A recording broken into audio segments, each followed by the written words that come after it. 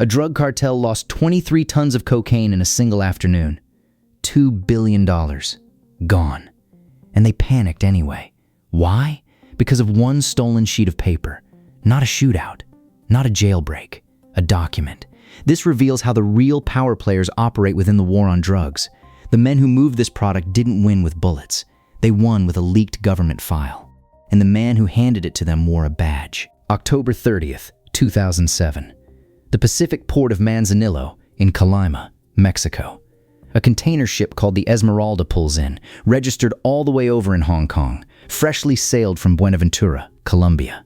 Inside those steel containers sat 23,562 kilograms of cocaine, 23.5 tons. The largest single cocaine seizure in Mexican history, and it wasn't even close.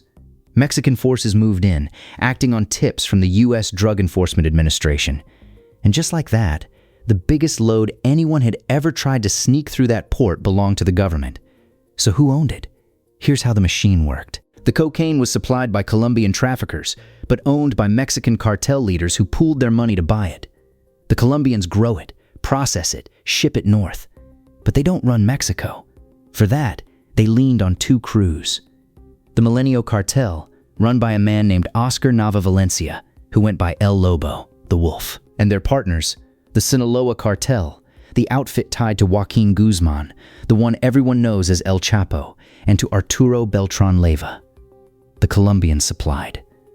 The Mexicans moved. Simple split. Clean arrangement. Until the Navy and federal police intercepted those containers, throwing the entire shipment into crisis in a single day. So how does a business built on fear and firepower actually solve a $50 million problem?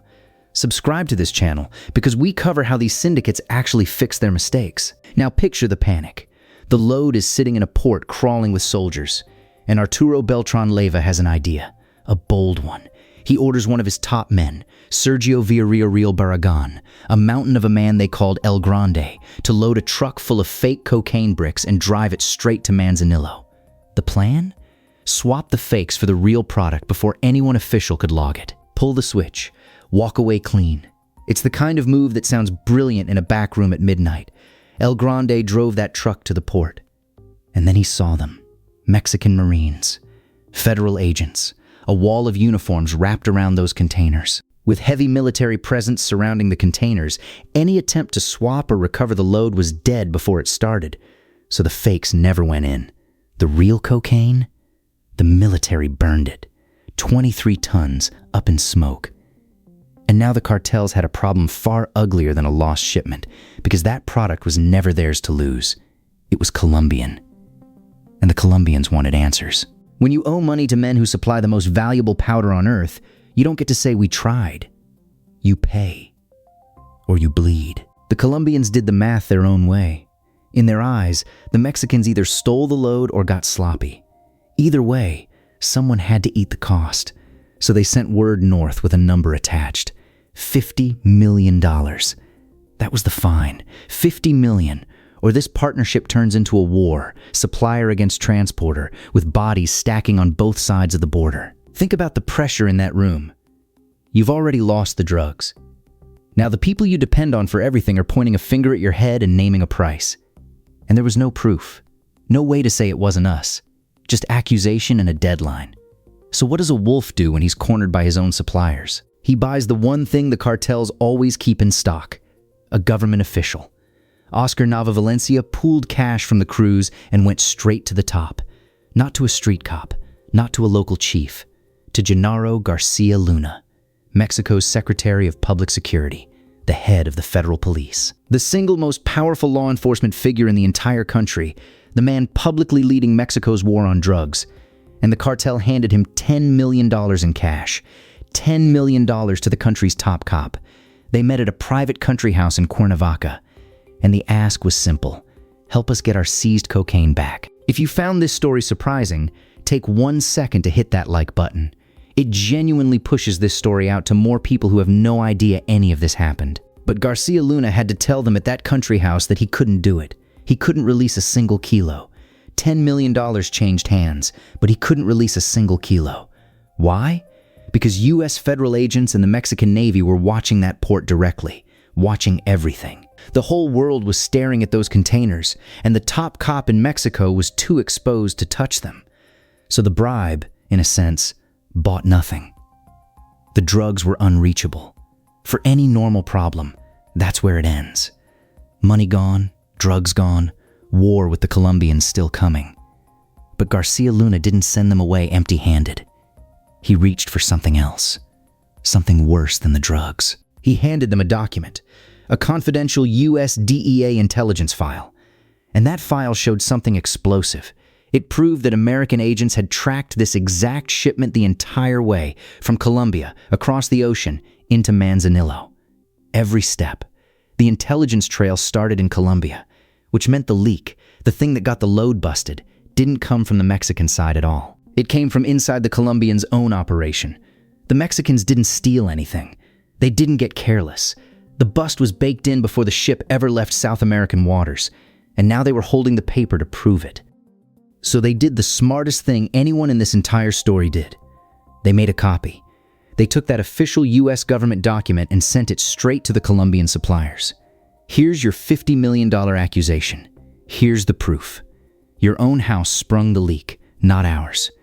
And what could the Colombians say to that? You can argue with a man? You can't argue with a DEA surveillance file that names the origin of the leak in black and white.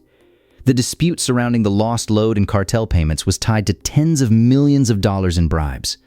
No war, no bodies, no payment. One sheet of paper erased a debt that guns could never have settled. Genius, right? Terrifying, but genius. The most powerful law enforcement official in Mexico, the face of the anti-drug fight, took cartel money. He also fed them classified American intelligence to help them win a dispute with other traffickers.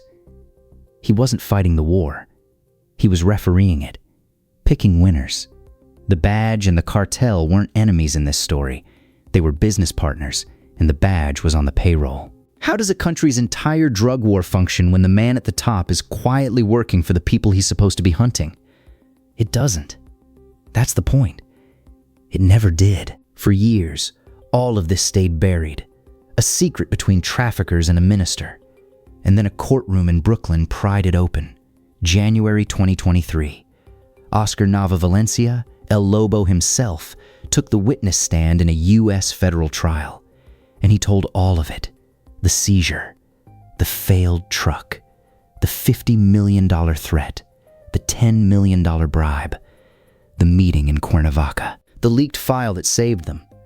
This wasn't a rumor whispered on the street. This was sworn testimony from the man who pooled the cash and handed it over. And during the trial, another cartel witness, Colombian trafficker El Conejo, even broke down and wept on the stand. The wolf, crying, as he explained how easily the whole system had been bought. And who was that testimony aimed at? Genaro Garcia Luna, the former Secretary of Public Security. The man who'd once stood in front of cameras as Mexico's top crime fighter, now sitting in an American courtroom as the accused. The same official who'd taken meetings with presidents and posed as the country's shield against the cartels. All of it unraveling because a trafficker on a witness stand decided to tell the truth about a sheet of paper handed over 16 years earlier. The reckoning came in numbers. October 16th, 2024. A Brooklyn federal court sentenced Garcia Luna to 38 years and 4 months in prison for taking bribes from the Sinaloa cartel. On top of the years, a $2 million court fine. Think about that arc. From the most trusted lawman in Mexico to nearly 4 decades behind bars in a foreign country. In May 2025, a Florida court ordered him to pay millions back to the Mexican government after digging through his corrupt finances. The money he took clawed back piece by piece. And the rot ran deeper than one man. July 5th, 2026. Mexican prosecutors indicted Jesus Gabriel Perez Rodriguez, a former federal prison system tech official who'd worked under Garcia Luna, accused of siphoning 5 billion pesos of public money. 5 billion. One official's downfall pulled a thread, and the whole garment kept unraveling. Because corruption that big is never a single person. It's a network. And networks leave paper. A cartel lost the biggest cocaine haul in Mexican history, $2.7 billion at street value, calculated at nearly $120 a gram, and they walked away smiling. Not because of a swap that failed. Not because of muscle. Because the country's top cops sold them a secret for $10 million in cash and saved them from paying a $50 million fine. The strongest weapon in that entire story wasn't a gun or a truck full of fakes. It was one leaked document. And it took 16 years, a weeping witness, and a Brooklyn jury to drag it into the light. If this story got under your skin the way it got under mine, like it and subscribe, because we cover exactly how these cartels operated behind closed doors.